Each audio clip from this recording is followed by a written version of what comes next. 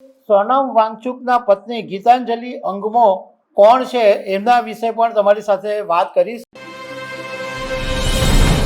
દિલ્હીના જંતર મંતર ઉપર 21 દિવસથી ઉપવાસ કરી રહેલા સોનમ વાંગચુકને પોલીસ ઉપાડી ગઈ અને એમના પત્ની ગીતાંજલિ એંગમોએ સફદરજંગ હોસ્પિટલની સામે ઘણા બધા આરોપો લગાવ્યા છે।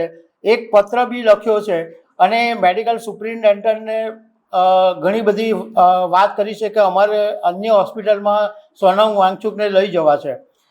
તો એ વાત તો કરીશ, પરંતુ સોનમ વાંગચુકના પત્ની ગીતાંજલિ અંગમો કોણ છે એમના વિશે પણ તમારી સાથે વાત કરીશ। મારું નામ રાજેશ શાહ છે અને તમે જોઈ રહ્યા છો ગુજરાતના સૌથી મોટા ડિજિટલ ન્યૂઝ પ્લેટફોર્મ ખબરછે.com।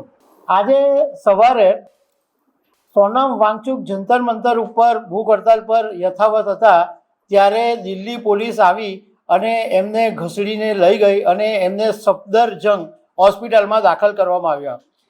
હોસ્પિટલ પહોંચેલા સોનમ વાંગચુકના પત્ની ગીતાંજલિ અંગમોએ મીડિયા સાથેની વાતમાં કીધું કે એમણે સફદરજંગ હોસ્પિટલના મેડિકલ સુપ્રિન્ટેન્ડન્ટને એક પત્ર લખ્યો છે અને સોનમ વાંગચુકને બીજી હોસ્પિટલમાં શિફ્ટ કરવાની આ પત્રની અંદર માંગ કરવામાં આવી છે। ગીતાંજલિએ એવો પણ આરોપ લગાવ્યો છે કે હોસ્પિટલ કોઈ મેડિકલ રિપોર્ટ નથી આપતું અને વાંગચુકની જે સારવાર કરી રહ્યા હતા જંતર મંતર પર એ ડૉક્ટરોને પણ મળવા જવાની પરવાનગી નથી આપવામાં આવતી। ગીતાંજલિએ એક ગંભીર આરોપ એ લગાવ્યો કે 17 જુલાઈએ સોનમ વાંગચુકનું જે પોટેશિયમ હતું એ 4.16 જેટલું હતું, જે આજે સફદરજંગ હોસ્પિટલનું મેનેજમેન્ટ એવું કહી રહ્યું છે કે એમનું પોટેશિયમ ઘટીને 2.9 રહી ગયું છે। તો આવો અચાનક ઘટાડો કેવી રીતે આવી ગયો એ પણ સવાલ એમને ઉઠાવ્યો છે।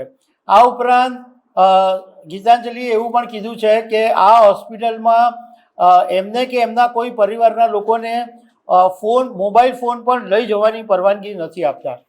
તો આ ગીતાંજલિએ જે વાત કરી, પણ હું તમારી સાથે એ વાત કરીશ કે સોનમ વાંગચુકના પત્ની ગીતાંજલિ પણ બહુ જ હાઈ લેવલના વ્યક્તિ છે।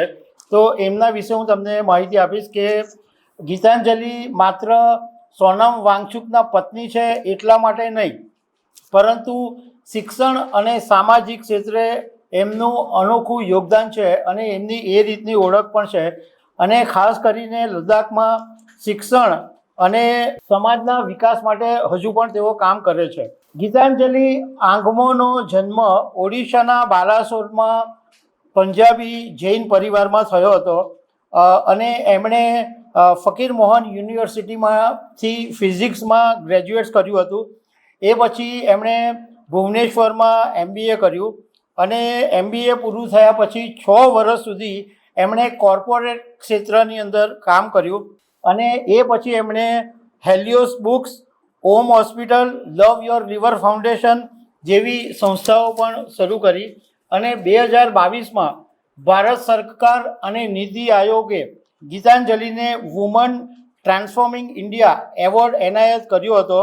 સૌથી મહત્ત્વની વાત એ છે કે ગીતાંજલિ કરાટેમાં બ્લેક બેલ્ટ ધરાવે છે અને 2009માં અમેરિકામાં યોજાયેલી કરાટેની વર્લ્ડ ચેમ્પિયનશિપ તેઓ જીત્યા હતા।